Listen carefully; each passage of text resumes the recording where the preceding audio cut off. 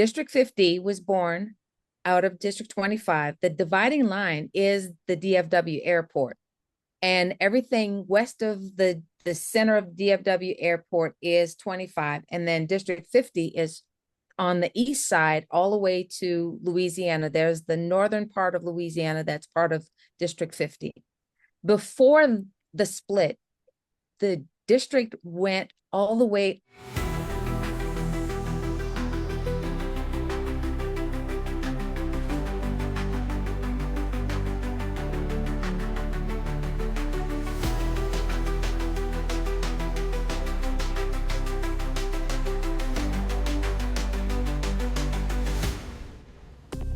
Welcome to D50 After Dark. I'm your host, Mickey Bennett, and in today's episode, we will be having another conversation with past International Director Monnica Rose, who is now our historian in D50. So we'll be talking to her about what that means and perhaps learn a little bit about the history of our Toastmasters District.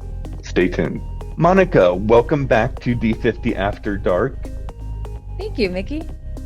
It's wonderful to have you. I enjoyed our first conversation with you, and now we're going to talk about our role, or about your role in District 50. In addition to being your club's Vice President of Education, you are the historian for District 50. Yes, I am.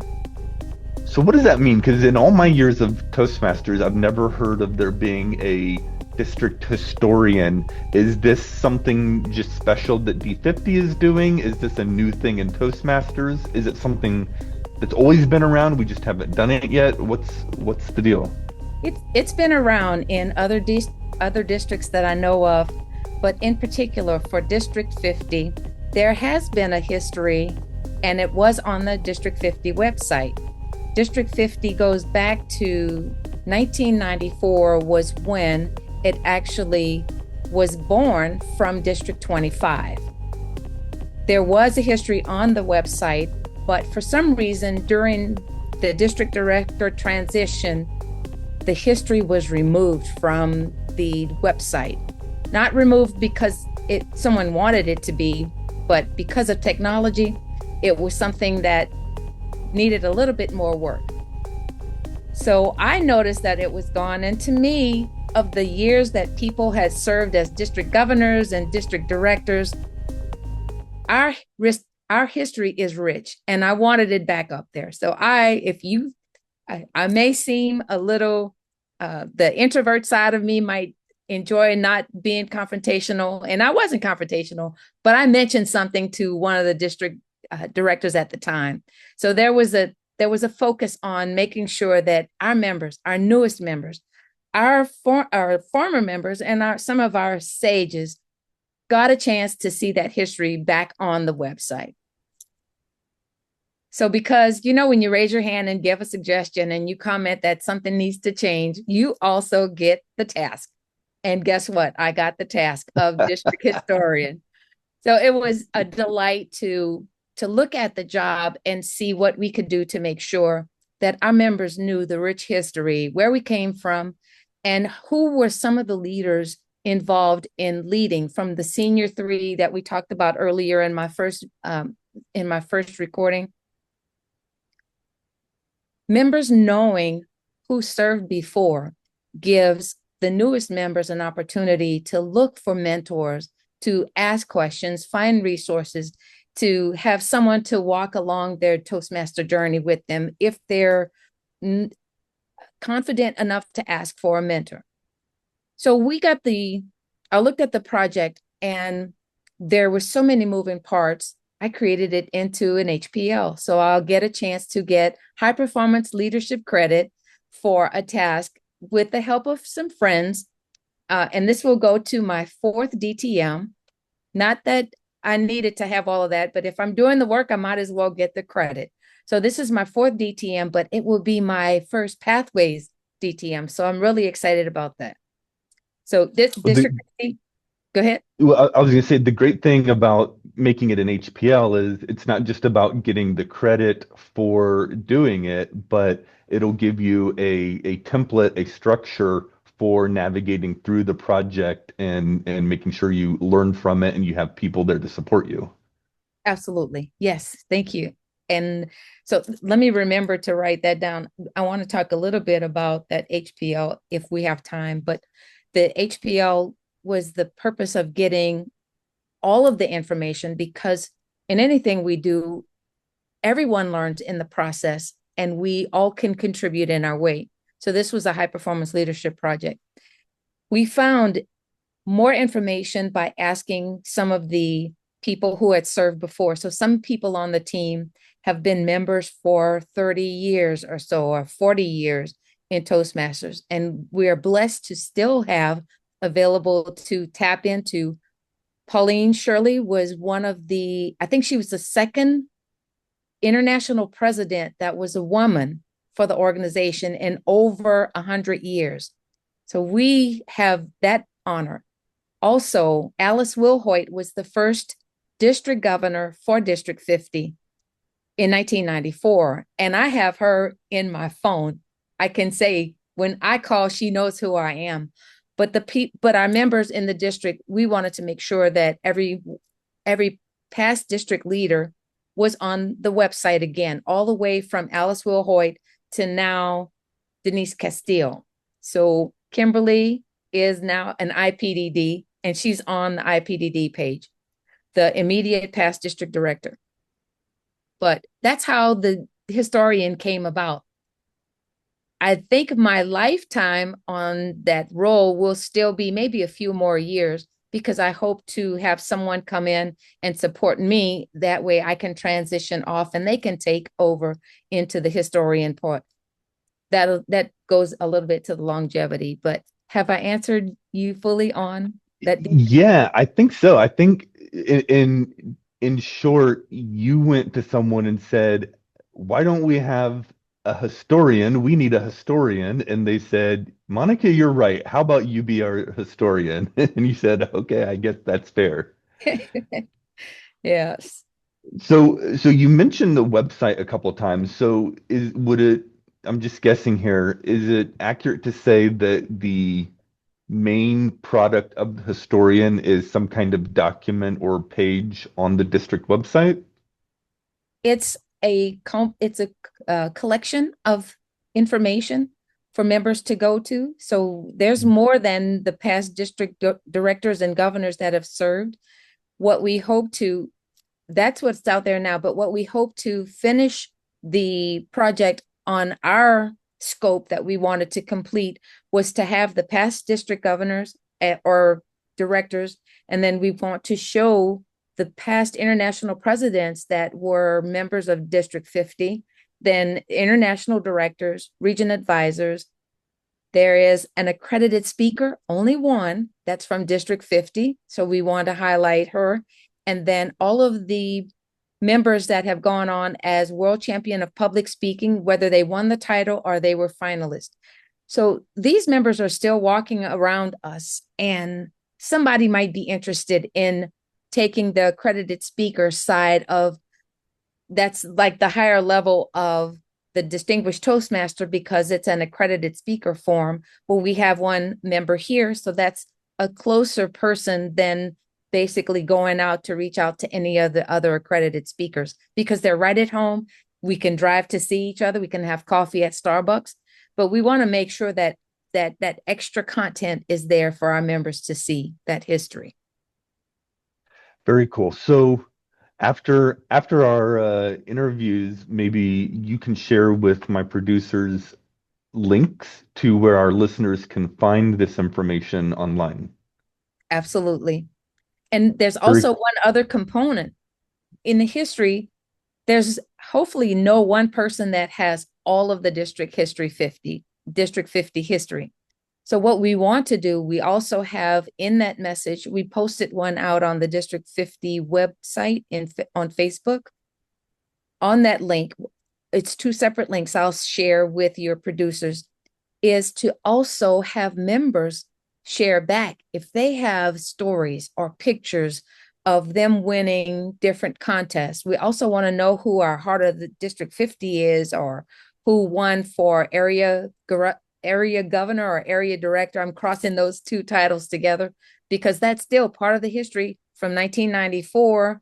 We had different nomenclature for officer position names versus now what we have as directors. We want the members to share if you have information or if you have special stories that we could highlight as a part of our history. We want to have you share that with us so we all can learn together. And how would they go about sharing that with you? Do you want them to email you? There is a link that will let them fill out a survey, and the survey will automatically populate on my side so that I don't have to keep up with 500 emails, or we have over 2,500 members in the district. That one link is tied into a Google Drive, and yay, Google Drives, because they compile information for us. But yeah, that I can have that link for anyone to respond to. I can share that. Very cool. So if you're listening to the show and you think you have a story that's pertinent to the history of our district, make sure to check out the links that we'll provide so that you can share that with Monica and her team.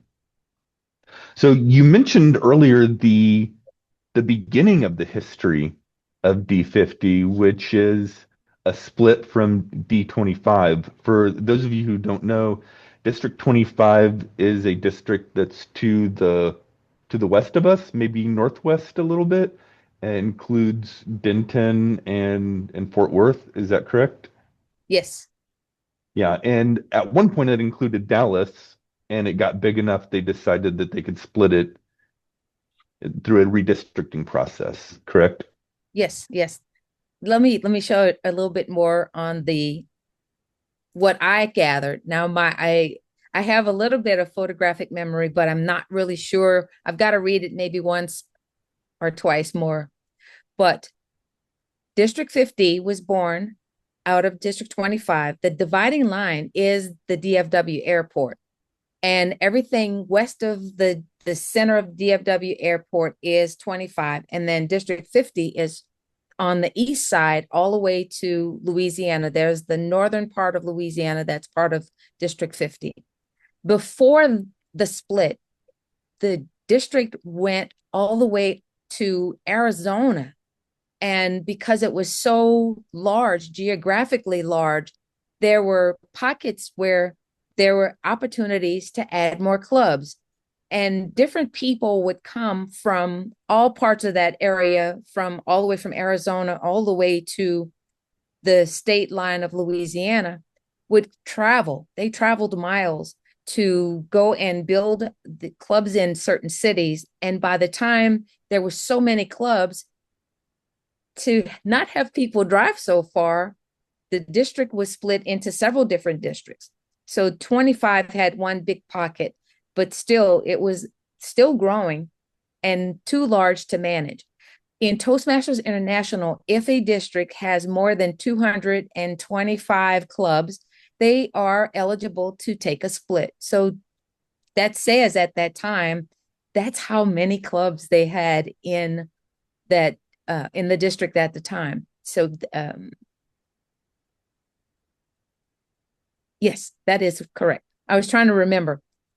It's pretty wild to think about that because I know a number of years back we had a district conference in Louisiana, and some people, myself included, complained like that's too far to go to the conference. Why can't it be here in the Metroplex? But imagine if you were living in Arizona and you had to come to Dallas to attend a district conference. Correct. Correct. Yeah, there were many miles on tires that were happening around that time.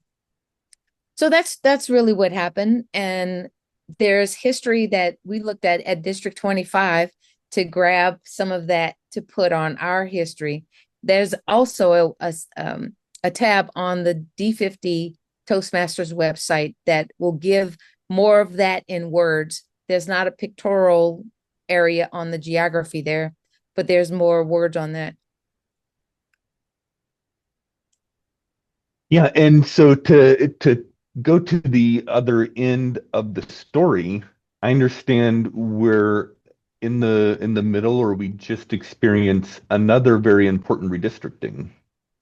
And for those who don't know, a redistricting happens every year where the leaders take a look at the clubs and the areas and the divisions in the district and decide if they need to move some clubs around and redraw the lines of where all the clubs are in their support from district leadership. And sometimes even more interesting things happen, like this year. Yes, in 2027, with that realignment, District 50 will gain most of the clubs from Arkansas. The northern part will go to Oklahoma, but we'll take all of the clubs that are in the state of Arkansas after that northern section moves out. So we will bring on new members into our district. I am in Park Central Toastmasters, and we had our meeting on last Sunday. And one of the members from Arkansas attended, introduced himself. He's the district admin manager. So he's already looking to see who the members are in some of the clubs and how they can easily blend in or join in the same, under the District 50 umbrella. So it's exciting. We will have more members. But again, like Mickey said, we will take a look at how many clubs are in the district to make sure that at capacity, once the growth happens again, once we get back to the in-person or wherever clubs thrive the most, we will be able to reassess that and then continue to look at how we need to make and shape our districts. But for right now, we'll get some new friends. And that is what's so important about capturing that history now, putting it on the website so our members know, and then that'll be another tab for the historian to work with. And I'll communicate with some new friends from District 43. Well, they will go away. They'll come to us. Do we have an idea of how many clubs will be coming? I don't know. Okay.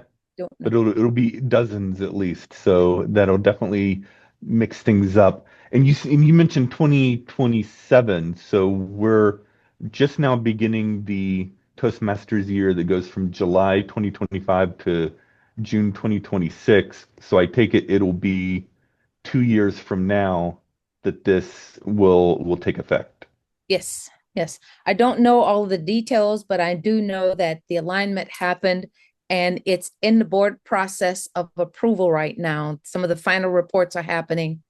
And that's one of the things that will happen at the annual business meeting. The board briefing will give the status of that committee, that work study group, the work, I don't know what it's called, a working group that did the research to come up with where they are on the realignment. So that will be approved then. That's why it's not happening now, because it's still in committee, and then its final approval will happen during the board meeting at the convention. Then in that process, before everyone goes full slate, there's an implementation, a change management process that will happen. And I know that some districts in the 2025-2026 year will be looking to see how does the district leader committee, the one that does the nominations for the new teams to come in, they're looking at how that process needs to overlay to make sure that transitions are smooth. So it's a change management process review right now. Some districts are beta testing it, and by that time they'll mostly work out whatever needs to be worked out, if nothing at all.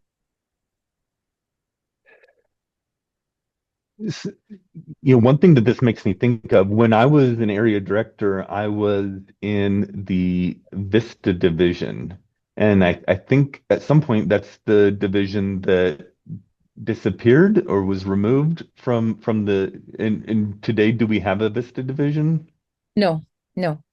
So I imagine as we have an influx of new clubs 2 years from now, we might need to have one or two more divisions. At least. Yeah. So we might see the rebirth of Vista. If yes, if that's what the consensus is on how we name, because District 50 does things very different, some unique things we do. We have names for our divisions. Where Hmm. on Toastmasters, let's see, on Toastmasters site, we are frontier. So in Toastmasters world, it's only F division. We give a name Right. to that division. So we want to make sure that we don't disrupt the culture that comes from Arkansas and give them some names that they're not used to, because what Mm-hmm. the realignment really was intended to do was to make sure that we're just taking the boundary and drawing a different boundary, not necessarily taking the leaders or doing anything different, because we still need the leaders in those particular areas to function just as normal. Their culture is much different from what we have here in District 50. So we want to make sure we don't disrupt that much. So I if we see. do have an opportunity to allow them to decide what name they, what division, how they want to call themselves, if there's a consensus there, then we can still match the convention of what we're doing now. So it might have a Vista in Arkansas if the team so agrees. Gotcha. I get you. That makes a lot of sense. It's possible that Tommy, you have something to add? I just wanted to like throw into it. Sometimes, occasionally, I'll come over to Mike too, but you mentioned the different cultures. We already have one not district division Eastern with much different culture than the rest of the divisions already. So like it's not that uncommon. For sure, for sure. It's an interesting topic on change management, where when you bring in, like, one company acquires another company, how do you make them feel welcome and part of the overall organization Absolutely. with in a way where they feel both welcome into the new organization without feel like their historical culture or experiences are dismissed unfairly, right? And so that's true here. And it may be that they have a Division A or something, and because we don't have a Division A, it would make sense to keep Division A, and then so the compromise would be, okay, they're Division A, not V, but hey, we like to name our divisions. Let's come up with a creative name for your Division A now that you're a part of the D50 family. And so then both histories are honored. Exactly, exactly. And conversely, if they have a division for a letter that we don't have, then they get to keep that because there's Right, no reason to change it. right, right. Now, if they have a Division M, then we're going to have a problem, Right. right? Right.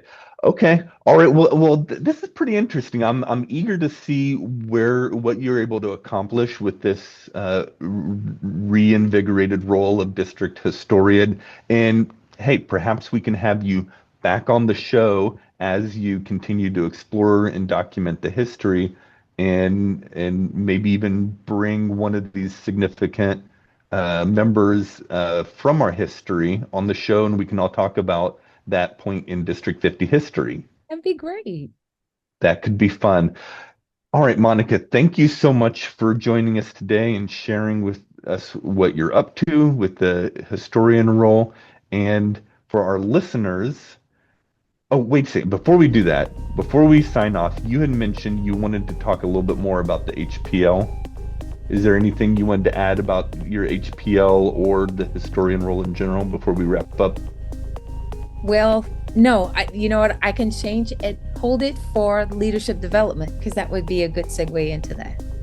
Oh, perfect. Yeah. Very good. Okay, so listeners, stay tuned for our next episode. We're going to be talking about corporate clubs, and then we'll have yet another episode with Monnica Rose where we will talk about leadership development and emotional intelligence. Thank you, Monica. We'll see you next time. Thank you, Mickey.